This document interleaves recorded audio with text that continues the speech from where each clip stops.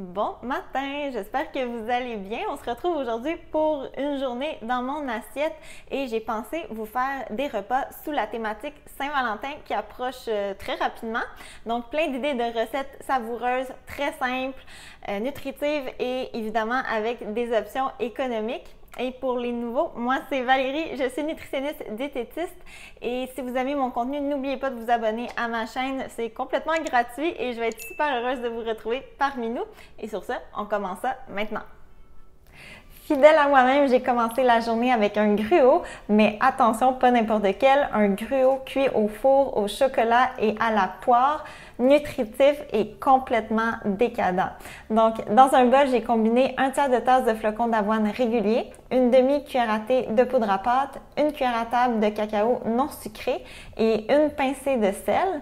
Ensuite, dans un mélangeur haute vitesse, j'ai ajouté un tiers de tasse de boisson végétale enrichie non sucrée, du lait, c'est parfait aussi, un blanc d'œuf, une cuillère à thé de sirop d'érable, une demi-cuillère à thé de vanille et une date medjool dénoyautée. De manière alternative, vous pouvez faire tremper votre date dans de l'eau chaude et réduire en purée avec le dos d'une fourchette et fouetter à la main jusqu'à ce que le mélange soit légèrement mousseux. J'ai incorporé mes ingrédients liquides à mes ingrédients secs et j'ai versé dans un ramequin légèrement graissé allant au four. J'ai garni de copeaux de chocolat noir et j'ai déposé au centre une demi-poire évidée. J'ai cuit au four pendant 22 minutes et c'était parfait pour moi, mais notez que le temps de cuisson peut varier d'un four à l'autre. À la sortie du four, j'ai ajouté du yogourt grec nature, un peu de noix et du beurre d'amande et c'était sublime, digne d'un déjeuner de Saint-Valentin. Ensuite, je vous montre à l'instant notre dessert du soir parce que c'est une recette à préparer à l'avance le matin ou idéalement même la veille.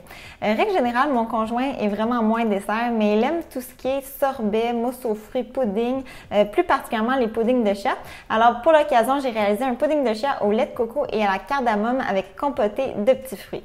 Donc dans un bol, j'ai mélangé une demi-tasse de yogourt grec nature, une demi-tasse de lait de coco léger, 2 cuillères à table de graines de chia blanches, c'est pour la couleur seulement, les noix vont très bien fonctionner aussi, 2 cuillères à thé de sirop d'érable, c'est ce que j'avais, mais du miel serait vraiment excellent ici, une demi-cuillère à thé de vanille et un quart de cuillère à thé de cardamome. J'aime bien mélanger une seconde fois après 30 à 60 minutes de repos et j'ai ensuite laissé reposer toute la nuit. Le lendemain, vous devriez avoir un mélange très épais grâce aux graines de chia.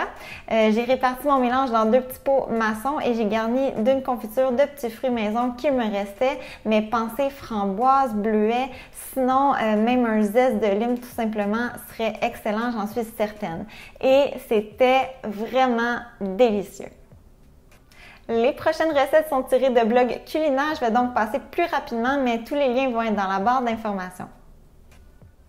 Pour dîner, j'ai fait des falafels version Saint-Valentin en utilisant un de mes légumes petit prix préférés. Vous avez probablement deviné si vous me suivez depuis un moment, c'est la betterave.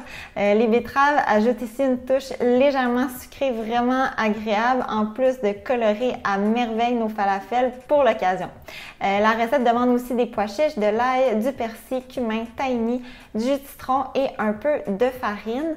J'ai personnellement utilisé une cuillère à table et demi de farine de pois chiches et c'était parfait. J'ai opté pour la cuisson au four et j'ai servi mes falafels avec un reste de quinoa, de la laitue mixte et des légumes rôtis. Ici, j'avais des betteraves et des choux-fleurs. Cette semaine, j'ai déniché 2 choux-fleurs bio pour le coût de 3 $ chez Avril.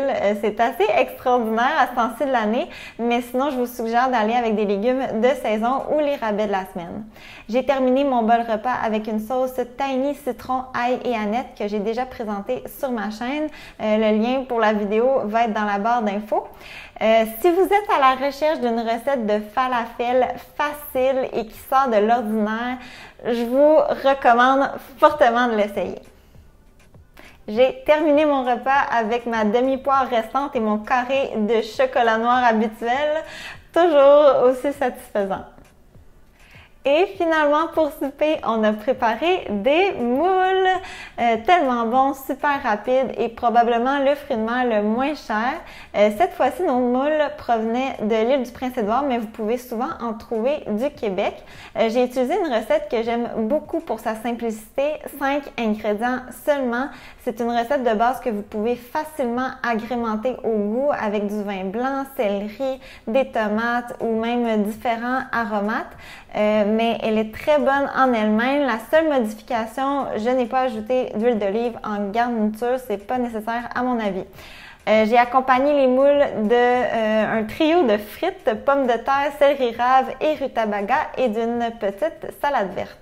Vraiment excellent et le lendemain, j'ai prolongé le plaisir en utilisant les restes de moules pour en faire des pâtes.